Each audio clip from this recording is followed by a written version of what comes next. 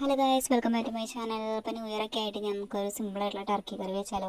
അപ്പോൾ ടർക്കി കറി ഉണ്ടാക്കാനായിട്ട് ഞാനിവിടെ 1 കിലോൻ്റെ അടുത്തുള്ള ഇറച്ചിയാണ് എടുത്തിട്ടുള്ളത്. അപ്പോൾ ആ ഇറച്ചീനെ നല്ലപോലെ കഴുകിയിട്ട് ഞാൻ വെള്ളം വാർന്നു പോകാനായിട്ട് വെച്ചിരുന്നു കേട്ടോ. ഒരു 10-15 മിനിറ്റ് ഞാൻ മാറ്റി വെച്ചായിരുന്നു.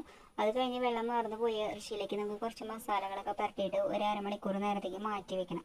അപ്പോൾ അതിലേക്ക് വേണ്ടിയിട്ട് മഞ്ഞൾപ്പൊടി, മുളക് പൊടി, മല്ലിപ്പൊടി, ഗരം മസാലപ്പൊടി, കാശ്മീരി ചില്ലി, ഉപ്പ്, ഈ കാര്യങ്ങളൊക്കെ ചേർത്തിട്ട് നമുക്ക് നല്ല പോലെ ഇറച്ചിയിൽ പിടിക്കുന്ന രീതിയിൽ പിടിപ്പിച്ച് വെക്കണം കേട്ടോ. അപ്പോൾ അതിൽ ഗരം മസാലപ്പൊടി എന്ന് പറയുന്നത് ഞാൻ വീട്ടിൽ തന്നെ പൊടിച്ചിട്ടുള്ള മസാലയാണ്. അപ്പോൾ മസാലയിൽ ഗരം മസാല ഇടുന്ന ഐറ്റംസിനേക്കാൾ കൂടുതലായിട്ട് ഞാൻ കുറച്ച് കാര്യങ്ങൾ ചേർത്തിട്ടുണ്ട്. അപ്പോൾ അതുകൊണ്ട് തന്നെ അതിൻ്റെ റെസിപ്പി വേണമെന്നുണ്ടെങ്കിൽ നിങ്ങൾ പറഞ്ഞാൽ മതി, കമൻറ്റിൽ റെസിപ്പി ഇട്ടാൽ മതി കേട്ടോ. അപ്പോൾ ഞാനത് വേണമെങ്കിൽ നമുക്കൊരു വീഡിയോ ആയിട്ട് ചെയ്യാം. കാരണം ആ മസാല ചേർക്കുമ്പോൾ ഇറച്ചിക്കറിക്കെല്ലാം ഒരു പ്രത്യേക രുചിയുള്ളതായിട്ട് എനിക്ക് തോന്നിയിട്ടുണ്ട്. അങ്ങനെ നമ്മൾ ഈ മസാലയൊക്കെ പുരട്ടി വെച്ച ഇറച്ചി ഒരു അരമണിക്കൂർ കഴിയുമ്പോൾ എടുത്ത് കുക്കറിലിട്ടിട്ട് നമുക്ക് വേവിച്ചെടുക്കണം കേട്ടോ. ഒരു 3-4 വിസിലടിക്കുമ്പോഴേക്കും വെന്തിട്ടുണ്ടായിരിക്കും. അങ്ങനെ വെന്ത് വന്നാൽ ടർക്കിനെ നമുക്ക് മാറ്റി വയ്ക്കാം. എന്നിട്ട് മറ്റൊരു പാൻ വെച്ചിട്ട് നമുക്ക് അതിലേക്ക് എണ്ണ ഒഴിക്കാം. എണ്ണ എന്ന് പറഞ്ഞു കഴിഞ്ഞാൽ സൺഫ്ലവർ ഓയിൽ അല്ലെങ്കിൽ വെളിച്ചെണ്ണ നമുക്ക് യൂസ് ചെയ്യാം കേട്ടോ. ഇനി ആ എണ്ണ ചൂടായിട്ട് വരുമ്പോൾ അതിലേക്ക് വേപ്പിലിട്ട് കൊടുക്കുക. വേപ്പില ഒന്ന് പൊട്ടി വരുന്ന സമയത്ത് നമുക്കതിലേക്ക് ചതച്ച് വെച്ച കുറച്ച് കാര്യങ്ങളുണ്ട്, അത് നമുക്ക് ചേർക്കാം. അതിലെന്ന് പറയുമ്പോൾ ഉള്ളി, വെളുത്തുള്ളി, പച്ചമുളക്, ഇഞ്ചി, ഈ 4 കാര്യങ്ങൾ നമ്മളൊരു മിക്സിയുടെ ജാറിലിട്ടിട്ട് ഒന്ന് ചതച്ചെടുക്കണം കേട്ടോ. അങ്ങനെ ചതച്ച് ചേർക്കുമ്പോഴാണ് കറിക്ക് രുചി വരുന്നത് കേട്ടോ. അങ്ങനെ ഈ ചതച്ചതിൽ ചേർത്തിട്ട് നല്ല പോലെ വഴന്ന രീതിയിൽ നല്ല പോലെ മൂത്ത് വരാമെന്ന് പറയില്ലേ. അപ്പോൾ ഒരു ഗോൾഡൻ ബ്രൗൺ കളർ ആവുന്ന രീതിയിൽ നമ്മൾ നന്നായിട്ട് മൂപ്പിക്കണം കേട്ടോ. കരിഞ്ഞു പോകാണ്ട് നമ്മൾ നോക്കണം.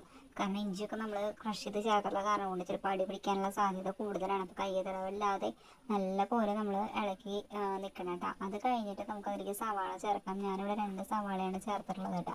അപ്പോൾ സവാള പെട്ടെന്ന് വഴന്ന് വരാനായിട്ട് നമുക്ക് ഉപ്പ് ചേർക്കാം.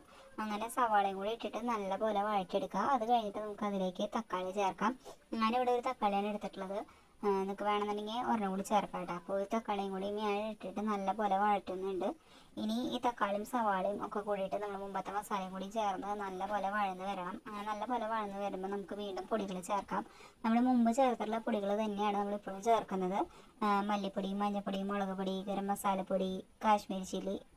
അപ്പോൾ ഇതിൽ നമ്മൾ ചേർക്കുമ്പോൾ നോക്കണം. കാരണം നമ്മൾ ഓൾറെഡി ഇതിൽ പച്ചമുളക് ചതച്ച് ചേർത്തിട്ടുണ്ട്. പിന്നെ മസാല മുമ്പ് നമ്മൾ പുരട്ടി വെച്ചിട്ടുണ്ടായിരുന്നു. അപ്പോൾ അതിലും മുളക് ചേർത്തിട്ടുണ്ട്. അപ്പോൾ അതൊക്കെ നോക്കിയിട്ട് നമുക്ക് ഇതിൽ ആവശ്യാനുസരണം നമുക്ക് അതൊക്കെ ഒന്ന് നോക്കിയിട്ട് നമ്മുടെ ആവശ്യത്തിനനുസരിച്ചുള്ള പൊടികൾ എടുക്കാം കേട്ടോ. അങ്ങനെ പൊടികളൊക്കെ ചേർത്തിട്ട് ഒന്നുകൂടി നല്ലപോലെ വഴറ്റിയിട്ട് നമ്മൾ വേവിച്ച് വെച്ചിട്ടുള്ള ടർക്കി ഇതിലിട്ടിട്ട് നല്ലപോലെ വഴറ്റിയെടുക്കണം. അങ്ങനെ ഒരു 5 മിനിറ്റ് നല്ലപോലെ ഇളക്കി കഴിഞ്ഞിട്ട് കുറച്ച് നേരം നമ്മൾ അനങ്ങാതെ വയ്ക്കുക. കാരണം എണ്ണ തെളിഞ്ഞ് വരണവരെ വയ്ക്കുക. അത് കഴിഞ്ഞിട്ട് വീണ്ടും നമ്മൾ നല്ലപോലെ റോസ്റ്റ് ചെയ്തെടുക്കാം കേട്ടോ.